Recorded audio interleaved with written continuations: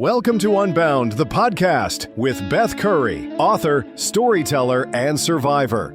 This is where books meet real life, where Beth reads chapters from her work and breaks free from the traditional audiobook format, diving deeper into the personal experiences, lessons, and liberation behind every page. Nothing is off limits. Let's get unbound. Hi, everybody. Welcome back to Unbound. I'm Beth. In this episode, we are going to move to the Schoolyard, another place that promised safety, belonging, and answers.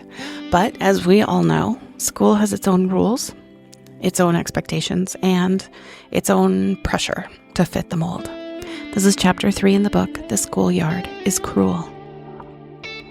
Kindergarten taught me that my voice was dangerous, and grade 5 taught me that my body was a weapon against itself.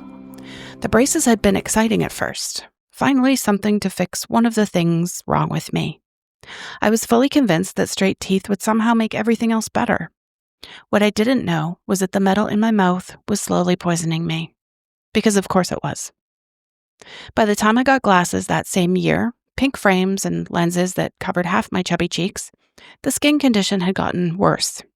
What started as dry patches had evolved into something angrier, redder, more noticeable. But I was still trying to be optimistic. Maybe glasses would make me look smarter. Maybe the braces would make me look older. Maybe if I just fixed enough things about myself, I could finally fit in. I was 11 years old and already thinking like a renovation project. The other kids had different ideas about my upgrades. 4 eyes became the new favorite, usually yelled from across the playground. Metal mouth was another classic, but the skin condition, that's what really gave them ammunition. Ew, what's wrong with your face? Is that contagious? Don't touch her, you'll catch whatever she has. I tried explaining that it was just eczema, just dry skin, nothing that could hurt anyone else. But 11 and 12-year-olds aren't particularly interested in dermatological facts when they found a good target. And I was a very good target. At least I was good at something, even if it was being a target. Grade 6 meant a new school, which I thought might mean a fresh start. New kids, new teachers, new chances to reinvent myself as someone normal. Instead, it meant walking into a bigger pool of potential bullies who didn't know me well enough to see past what I looked like. The school was bigger compared to my elementary school. Multiple hallways, lockers that actually locked, kids who seemed so much older and more sophisticated than me. I spent the first week getting lost between classes, showing up to the wrong rooms, trying to figure out where I belonged. Spoiler alert, I didn't belong anywhere. The popular girls were obvious from day one. A few of them came from the last school, so I was pretty familiar. They had the right hair, the right clothes, the right everything. They moved through the hallways like they owned the place, and maybe they did. I watched them from my locker, studying how they talked, how they laughed, how they managed to look effortlessly perfect, even in the terrible fluorescent lighting. I wanted to be them so badly, it physically hurt. But when I tried to join conversations, they'd look at me like I was a stray dog that had wandered up to their lunch table. When I wore a dress I thought was cute, I'd catch them whispering and pointing, shoving me up against a locker and asking me why I'm wearing a tablecloth. When I tried to sit near them in class, seats would suddenly become saved for other people. Why don't you try making friends with kids more your speed? One of them suggested with an air of Valley Girl sass, but also with the kind of fake kindness that cuts deeper than outright cruelty. What she meant was, stay with the other weird kids where you belong, loser. The problem was, I didn't want to belong with the weird kids. I wanted to belong with them. I wanted to wake up pretty and confident and normal. I wanted to complain about homework instead of wondering why my skin was getting worse every day. I wanted problems that lip gloss could solve. Instead, I was the kid teachers felt sorry for and mostly ignored. The one who ate lunch alone more often than not. The one whose best attempt at fitting in was wearing the same brand of jeans as everyone else, even though they looked completely different on my increasingly round body. Because that was the other thing happening. I was getting bigger. Food had become my comfort, my entertainment, my numbing agent. When kids were mean, I ate. When I felt ugly, I ate. When I sat at home after school with nothing to do because no one wanted to hang out with me, I ate. And the more I ate, the worse the teasing got. And the worse the teasing got, the more I ate. It was a perfect, vicious cycle that I didn't know how to break. I wasn't just the girl with the weird skin and braces and glasses. I was the fat girl with weird skin and braces and glasses. I was a walking collection of everything kids my age were taught to mock. But then something happened that made all of that seem like gentle ribbing. Someone decided I had AIDS.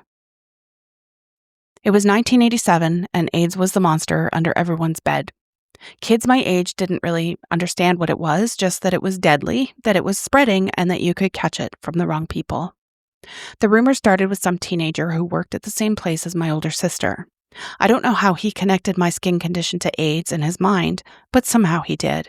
And somehow that brilliant observation made its way back to my school. Within a week, the hallways had turned into a horror movie. Kids would literally run away from me. If I sat somewhere, they'd move. If I touched something, they'd avoid it like it was radioactive. Someone started calling me AIDS girl, and it caught on like wildfire. Don't use the water fountain. She used it. Gross. She touched the door handle. My mom says I can't be near her.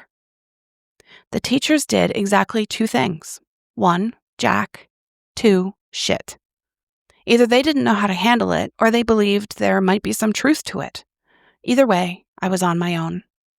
I tried explaining that I didn't have AIDS, that it was just a skin condition, that you couldn't catch it from touching me. But by then, the story had taken on a life of its own. Facts don't matter when fear is driving the narrative. The worst part wasn't even the isolation, it was the confusion. I didn't really understand what AIDS was myself, just that it was something terrible that killed people. So part of me started wondering, what if they were right? What if there was something seriously wrong with me that no one had figured out yet? What if I really was dangerous? If you've ever been the target of a rumor so vicious it made you question your own reality, you know this mindfuck. When enough people treat you like you're contaminated, you start to feel contaminated. When enough people act like you're dangerous, you start to wonder if maybe you are. By the middle of grade 7, my skin had reached a breaking point. I was one giant walking scab. The condition had spread everywhere. My face, my scalp, my arms, my legs, places I didn't even know could get eczema. When it cracked, it bled. When it bled, it scabbed over. When it scabbed over, it itched so badly I'd scratch until it bled again. I'd lie on our living room couch covered in cool white sheets and just cry. All day, all night, it felt like. The pain was constant. The itching was worse. My parents had me on oral medications that destroyed my stomach, creams that I was slathered in multiple times a day that barely helped. I looked like a monster. I felt like a monster. And every day, I was supposed to go to school and pretend I was fine, while kids treated me like a walking disease. The final straw came on a random morning when I walked into first period and heard someone whisper, "Oh my God, it's getting worse. What if she explodes or something?" The class erupted in nervous laughter. I sat down, opened my notebook, and realized I couldn't do this anymore. That afternoon, I told my parents I couldn't go back. "We'll get you a tutor," Mom said after another unsuccessful dermatologist appointment, "just until we figure this out." I was relieved and devastated at the same time. Relieved because I wouldn't have to face the hallways anymore, wouldn't have to pretend I didn't hear the whispers, wouldn't have to eat lunch alone while kids stared at me like I was a science experiment. Devastated because it felt like giving up, like letting them win. But sometimes survival looks like retreat. The tutor was nice enough, an older woman who came to our house 3 times a week and helped me keep up with my work. We'd sit at the kitchen table, going through math problems and literature assignments while I was covered in medicated creams trying not to scratch myself raw. It was during this time that I got closer to Kelly, and my dad, my buddy, but first, Kelly. She lived right next door. Our houses joined, and I knew her from when she was just a wee baby and I was a toddler. She'd been watching this whole nightmare unfold from the beginning. While other kids were running away from me, Kelly was still Kelly. Funny, loyal, completely unbothered by my appearance. We'd spend hours in her backyard or mine just talking about how shitty kids could be, about what we wanted to be when we grew up, about whether things would ever get better. Sometimes we would play games on her super cool Tandy computer or spin each other on the tilting office chair. We rode bikes, watched Another World, found trouble, and explored our neighborhood. She never made me feel like a burden or a freak. She just made me feel like her friend. Some afternoons, while the itching was too bad for me to focus on homework, after she got home from school, we'd just lie on the grass and stare at the clouds. She'd make up stories about what the shapes looked like, and I'd laugh for the first time in days. Kelly saved me during those months. She reminded me that I was still a person, not just a walking skin condition, that I was still worth being around, still worth caring about. I don't know if she knew how much that meant to me. Probably not. That's the thing about true friendship. It doesn't feel heroic when you're doing it. It just feels like the right thing to do. But Kelly wasn't my only lifeline during those years. There was also, not my sister, Jen D. She came a bit before. Jen D was different from Kelly. She had this edge to her. I mean, so did Kelly, but Kelly's was less. Jen D had this rebellious streak that made everything feel more exciting. Where Kelly was steady, Jen D was the one who made me feel like maybe I didn't have to be the good church girl all the time. We did the kind of stupid shit that seems insane looking back, but felt like freedom at the time. We'd ride our bikes for miles, all the way to the mall, around the neighborhood, anywhere that felt far enough from home to be an adventure.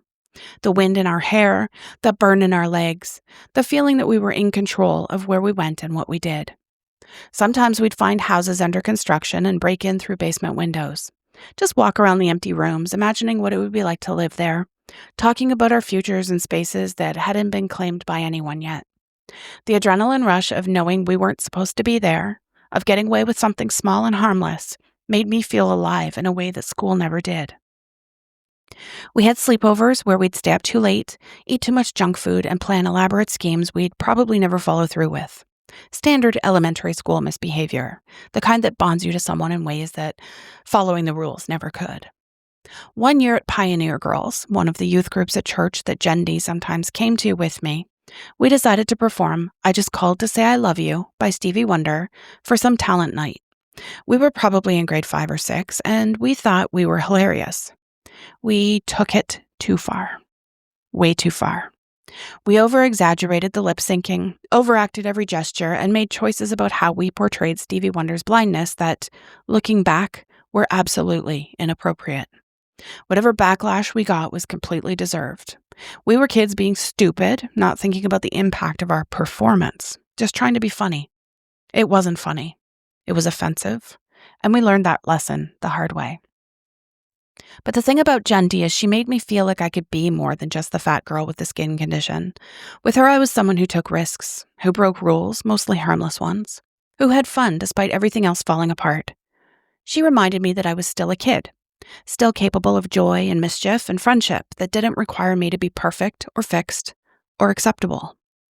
We never got caught breaking into those construction sites. We rode our bikes for miles without ever getting lost.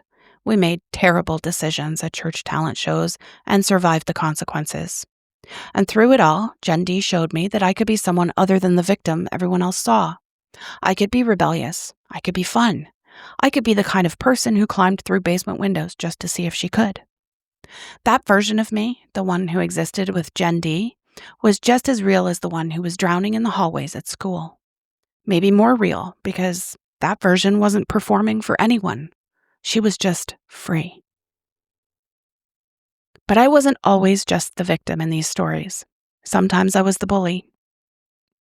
There was a girl named Debbie who Jen D and I were friends with. I always remembered us being a threesome, often doing things together. I have pictures of us all from back then. Apparently, though, we were quite nasty to Debbie. I say apparently because honestly, I don't remember most of it.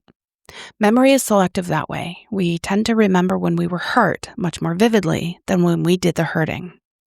But Debbie remembered. For over a decade, we were friends on Facebook, supportive of each other's lives, commenting on each other's posts, the kind of distant adult friendship that social media makes possible. And then, in the weeks after my dad passed away, she decided to confront me about the bullying from elementary school. The timing felt cruel. I was defensive. I was raw. I was grieving. But she was also right. I apologized. I expressed confusion about why she'd chosen that moment, why she'd waited so long, why friendship and kindness as adults for all those years hadn't earned me the grace of better timing. She never responded. We're still friends on social media.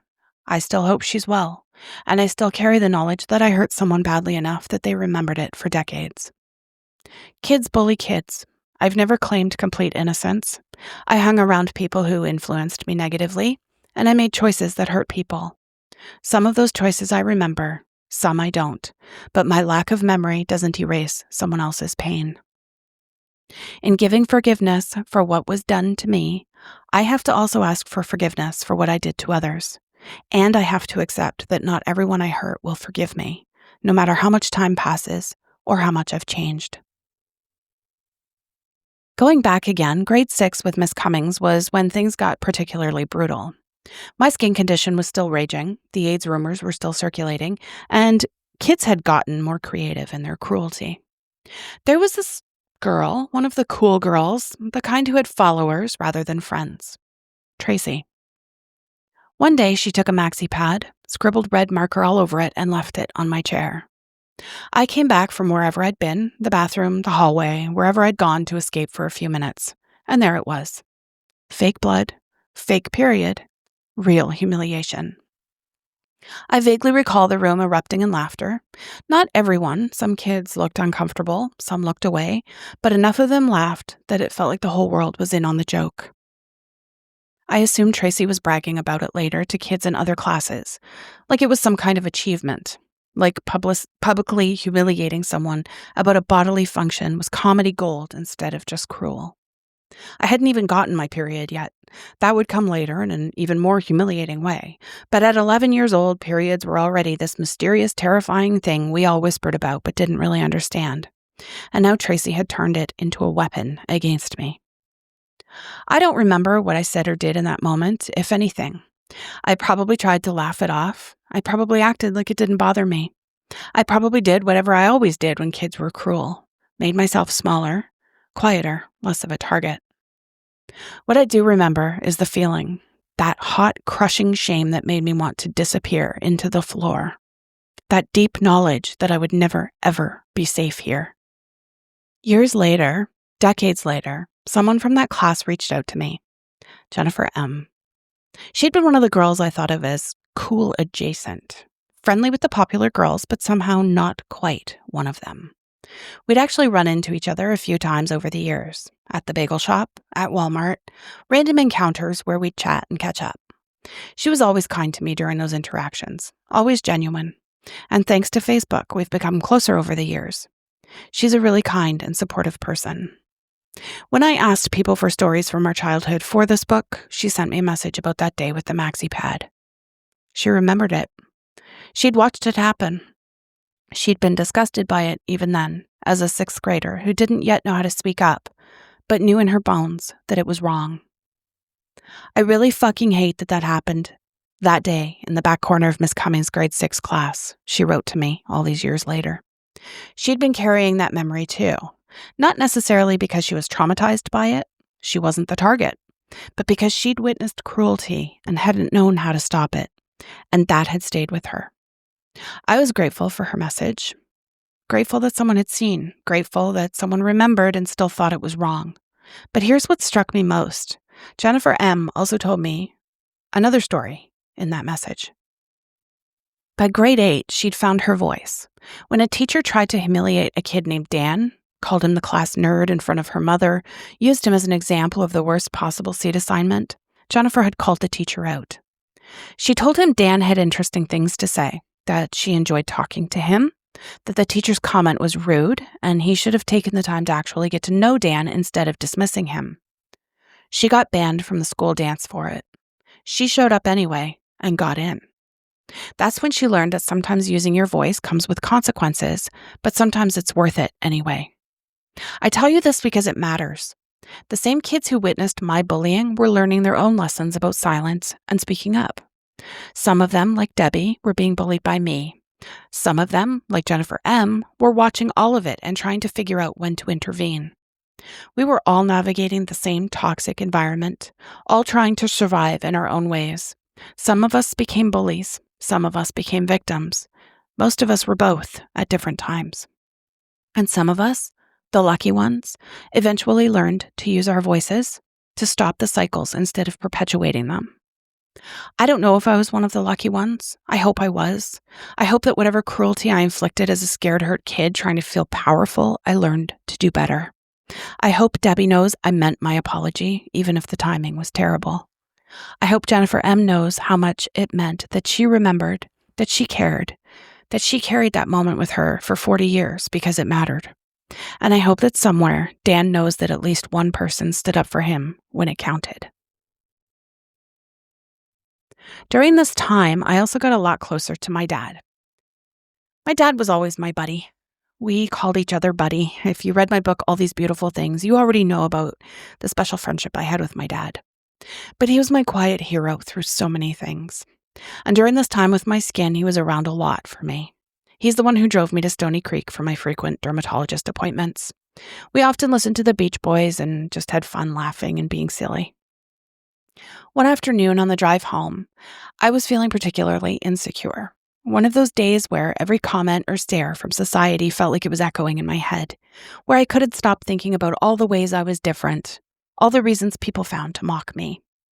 My dad must have sensed it because he turned down the Beach Boys and said, "You know, people can be strange about the weirdest things." He told me about how the guys at work had discovered he loved Mr. Bojangles by the Nitty Gritty Dirt Band. For some inexplicable reason, they mocked him mercilessly for it.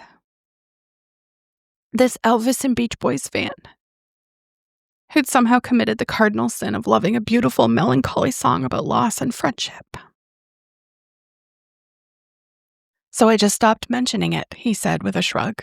"It's still one of my favorite songs. I still listen to it. I just don't talk about it with them anymore." It was the first time I'd ever heard him mention loving that song, and somehow knowing that my dad, my confident, capable, beloved dad, also had something he had to keep quiet about because of judgment, made me feel less alone. It also made me sad, because here was this wonderful man who had to hide something as harmless as a song preference, just to avoid ridicule. Even then, I understood. Sometimes staying quiet wasn't about shame, it was about survival. It was about protecting the things you loved from people who wouldn't understand them. I just didn't know yet how much of my life I'd spend doing exactly that. When I finally went back to school 3 months later, I was nervous as hell. My skin was slightly better, but not great. I was behind on all the social dynamics, all the gossip, all the shifting alliances that happened in the middle school hallways. But there was someone new.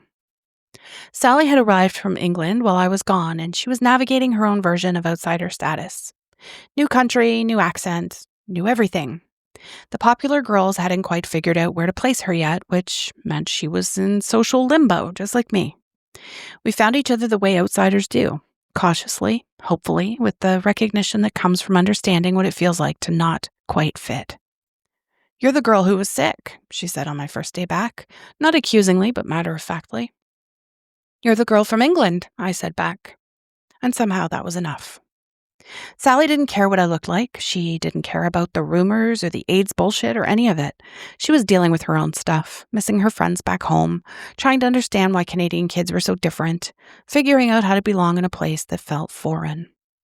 We bonded over being misunderstood, over feeling like we were watching everyone else from the outside, over the exhausting work of trying to figure out where we fit. One day we decided we could be friends, but we couldn't tell another girl she had become close to. Both Sally and Kelly saw past the surface, past the scabs and the weight gain and the social awkwardness. They saw me, and for the first time in a long-ass time, that felt like enough.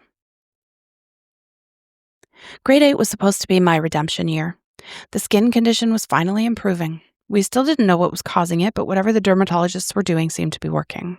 The scabs were healing, the cracking was stopping, I was starting to look human again. And then, miracle of miracles, the braces came off.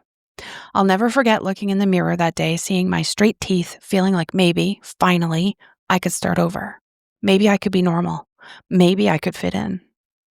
It was months later that we figured out the connection, the nickel allergy. the braces that had been slowly poisoning me for years, all that suffering, all that isolation, all that pain, and it was caused by something so simple, so fixable. I was furious and relieved in equal measure. Furious that it had taken so long to figure out, relieved that it wasn't some mysterious, incurable condition that would define me forever. But the damage was done. 3 years of brutal bullying don't just disappear because your skin clears up. 3 years of being treated like a walking disease don't just vanish because you finally understand what was wrong. I was still the fat girl. I was still the weird girl who'd missed months of school. I was still carrying all the weight, literal and metaphorical, of everything that had happened. But at least I had Sally and Kelly. At least now I wasn't facing it alone. And then came the high school orientation. It was a warmer spring day when Mrs. Harrison's grade 8 class walked from Brant Hills Public School to M.M. Robinson High School. We were supposed to get a taste of what high school would be like, meet some of the teachers, see the cafeteria, figure out where our lockers might be. I was nervous but excited. High school felt like another chance to reinvent myself. Bigger school, more kids, more opportunities to find my people. We were standing in the main hallway trying to look cool and mature while secretly feeling like tiny children, because we were, when he approached our group. "Hey there, grade 8s, he said, all charm and confidence. "I'm Brandon. Just wanted to welcome you guys to MM. He was maybe 16, 17, not ancient, but definitely older in the way that mattered when you were 13. Cute in a boy next door way, he had longer, wavy hair, but not like the skids who hung out in the pit. The smoker's pit our school had for the teens who smoked. What a wild time, eh? But more of a surfer dude look, with the kind of easy smile that made you feel special for being noticed. He chatted with a few of us, asking about what classes we were excited about, what sports we might try out for, the kind of casual conversation that felt very grown up and sophisticated. When he talked to me, he seemed genuinely interested in what I had to say. Asked about my favorite subjects, laughed at a joke I made eye contact like I was worth paying attention to. I walked away from that interaction feeling seen, feeling like maybe high school would be different, like maybe I was finally ready to be the person I'd always wanted to be. Looking back now, I can see what he was doing. He was scanning our little group, looking for the most vulnerable, the most eager to please, the most desperate for attention and validation. He found exactly what he was looking for. But that day, all I saw was a friendly, older boy who'd taken the time to welcome us. Someone who lived in the neighborhood, someone who might become a friend, someone who made me feel like I mattered. I had no idea I'd just met my predator.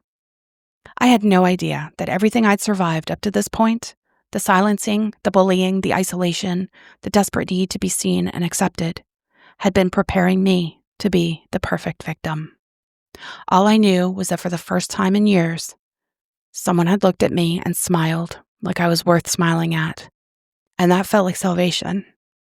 It was actually the beginning of my destruction. What's actually true? Bullying isn't about what's wrong with the target, it's about what's missing in the bullies. When children are cruel, when they turn illness into ammunition and difference into disgrace, they're not responding to your inadequacy. They're expressing their own fear, their own need to feel powerful, their own desperate attempt to avoid being one singled out. The AIDS hysteria, the mockery of medical conditions, the isolation of anyone who looked different, none of that was about you being wrong or broken or deserving of cruelty. It was about a system that teaches children that some people are worth less than others, that difference is dangerous, that survival means making someone else the target. The girl who was called diseased and dangerous wasn't sick.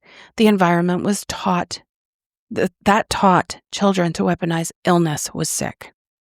What cruel words have you been carrying as truth about yourself? What names were you called that you started believing? Right now, say out loud, that wasn't about me. That was about their fear, their cruelty, their need to feel powerful. Your worth was never determined by their words. Permission slip.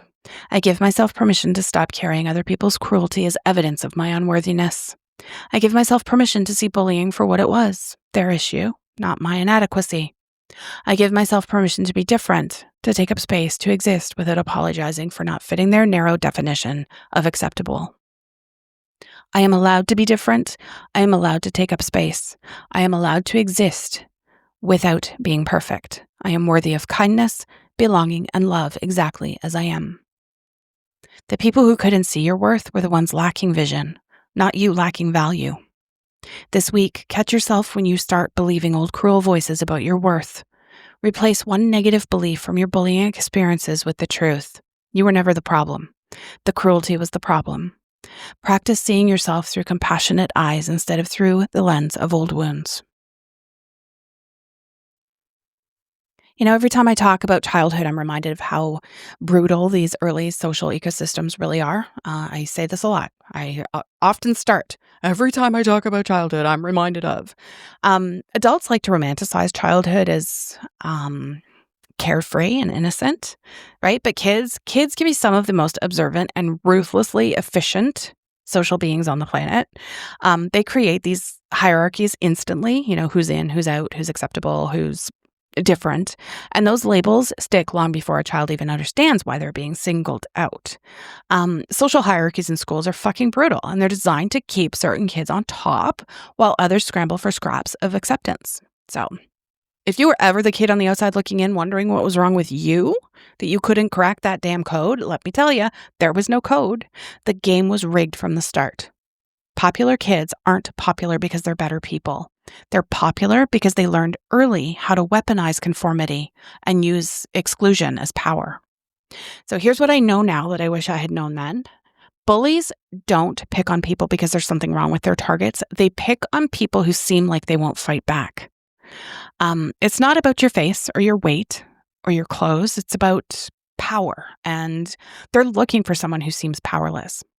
So if you're being bullied right now as an adult, if you were bullied as a kid, please understand that it was never about what was wrong with you. It's what is wrong with them. Psychologists call this early social stratification, and it's one of the most powerful shaping forces of a person's identity. Most of us remember at least one moment from childhood, one comment, one laugh, one look even, that rewired something inside of us. Excuse me. And it's incredible how the body still remembers that sting decades later. It's pretty sad. One thing we rarely discuss is how public humiliation impacts a child's nervous system as well. Even a small moment, the wrong shoes or a strange haircut, Tupperware number 3 happening up there, an unexpected physical change, becomes a flashing neon sign, basically, that says you're being watched. And for a kid, that awareness is really overwhelming, not because they're vain or fragile, but because belonging is literally a survival need at that age. A child who feels publicly exposed learns quickly how to scan every room and every expression on every face and every potential threat, right? That's hypervigilance. And most adults calling themselves people pleasers or overthinkers don't realize that it started back on the playground. That's another layer as well. And there's another layer too, the way that adults often minimize these moments, right? Kids are mean, you'll be fine. You'll toughen up, just ignore them. But the reality is children don't have the emotional tools to metabolize shame, right? They only know how to bury it. And what we bury in childhood often emerges later in ways that we can't trace back to the original wound. Make sense? Food addiction is real, and it's often trauma trying to keep you safe. When the world feels really dangerous, our brains kind of look for ways anyway, to feel better. And food provides this immediate comfort and dopamine. It's awful. Your body learned that bigger meant harder to hurt. Food meant comfort when nothing else did. If you're struggling with emotional eating, if you ever have, be gentle with yourself. You're not weak or lacking willpower. You're just using the tools that you have to cope with pain that feels unbearable right now. Something else that I find fascinating is how early experiences with embarrassment shape our body identity. Kids aren't analyzing their bodies until something draws attention to them. Usually from another child who has no idea the weight of what they're saying, right? A single comment can turn a body part into a lifelong insecurity. The brain becomes a magnifying glass, scanning that part relentlessly as if the body betrayed them somehow. And the rumors and mass hysteria, preying on fear and ignorance, like that's how it works. When people treat you like you're contaminated and you start to feel contaminated, when enough people act like you're dangerous, you start to wonder if maybe you are. This is gaslighting on a social level, when a group convinces you that their false reality is actually the truth. If you've ever been the target of rumors or mass social rejection, and I certainly have, that confusion you felt wasn't weakness. It was your brain trying to make sense of a situation that made no sense.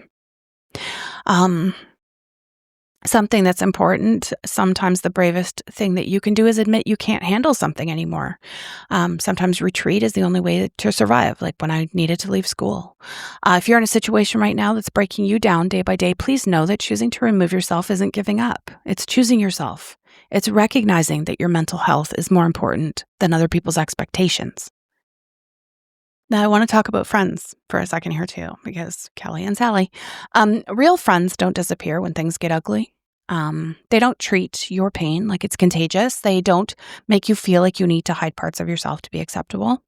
If you have someone in your life who shows up for you when you're at your worst, who sees your worth when you can't see it yourself, hold on to that person, because that is so damn rare and precious.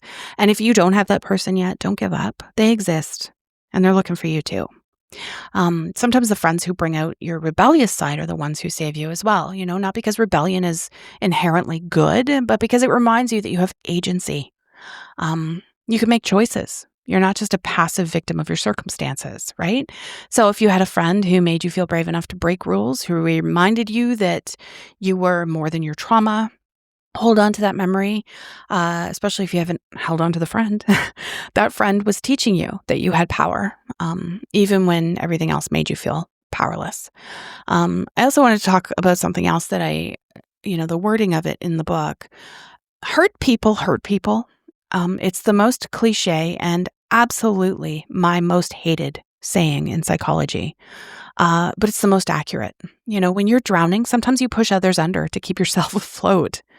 That doesn't make it right, but it makes it human. The goal isn't to be perfect victims or perfect heroes. The goal is to recognize the cycles and own your part in them and do better when you know better. If you were both bullied and a bully, if you hurt people while you were being hurt, it's not hypocrisy. It's normal. That's just humanity. The question isn't whether you were perfect then, it's whether you're doing better now. I'm going to pop back to Sally again too. Sometimes the best friendships are born from shared outsider status. When you find people who understand what it's like to not fit in, who don't need you to be different than you are, and they see your worth when the world tells you that you're a worthless piece of shit, those are your people. Don't waste time chasing acceptance from people who've already decided you're not enough. And I'm looking at you, popular girls. Find the ones who know that you're more than enough just as you are. And I just want to say something about recovery as well. I will repeat this a lot. Healing is not linear, and it's not just about fixing the original problem. When you've been traumatized, when you've been systematically dehumanized, healing the physical stuff is just the beginning. The real work is healing the parts of you that learned you weren't safe and you weren't worthy and you weren't enough. And if you're in recovery from literally anything, addiction, abuse, trauma, mental illness, be patient with yourself, because your body might heal faster than your spirit, and that's okay. So just give yourself time to trust that the good things are real. And now I just want to touch on Brandon for a second, because we're about to give a couple more chapters to him. Predators are experts at identifying vulnerability. They look for kids who seem isolated, desperate for acceptance, grateful for basic kindness. They find children who've been taught that their needs don't matter, whose voices have been systematically silenced. People who are so hungry for validation that they will accept attention from anyone who offers it. If you're a parent, a teacher, or someone who works with kids, pay attention to the ones who light up when adults notice them. Pay attention to the ones who seem too grateful for basic kindness, because those are the kids predators target. And if you were that kid, if you recognize yourself in this description, please know that your hunger for love and acceptance wasn't wrong. Your need to be seen and valued was normal and healthy. And the people who exploited those needs were the problem. not you. And I don't know if I was Brandon's first. I don't think I was, especially hindsight. And I don't think I was the last either. And that bothers me. But anyway, I just want to go back. The part I want, you all to hear clearly. Every moment that we've experienced with, desperation to be loved and accepted, and literally anything that makes us feel like we maybe chose or did the wrong thing, or like I used the word desperate. Those moments, they don't define us. They influence us, yes, sometimes deeply, but they're not permanent architecture. They're more like temporary scaffolding. They held us up at a time because we didn't know anything else. But in adulthood, we get to walk back into those memories and reinterpret them with a fully developed brain, with compassion and with context. And it's powerful realizing the child who felt humiliated isn't weak. They were unprotected. That's all. There's a difference. And that's where the healing starts. Giving that child, if you go back to your younger self, the one who froze or laughed along or tried to disappear, something they never got in that moment, that safety, validation, that permission to be human. Childhood cruelty doesn't have to dictate adult self-worth at all. We get to rewrite the meaning, even if we can't rewrite the moment that it happened in. So if this chapter stirred anything in you, any old memory you haven't thought of in years, pay attention to it. Not necessarily to relive the shame. Please don't do that. But to finally acknowledge the child who didn't deserve it and didn't know how to process it. And that's where integration begins. You might notice something strange when you do that. The memory doesn't hurt the same way, because it doesn't. And the adult version of you is sitting beside the child version now. So yeah, that's it. Thanks so much for being here. Please make sure to follow me wherever you listen to me, so when new episodes come out, you will be notified. Remember, all episodes of Unbound are free. If you want to support the production costs, you can find me on Ko-fi, but there's never any obligation. The content will always be free, because barriers to healing shouldn't be financial. All the support and contact info is in the show notes. And if you join the Facebook group, we sometimes have further conversations there, as well as giveaways and other fun things mentioned in off-script episodes. I will see you next time. Thanks for listening to Unbound with Beth Curry. Join the conversation in the Facebook group or visit author.bethcurry.com. Want to support the show? Head to ko-fi.com/Unbound Podcast. Until next time, stay unbound.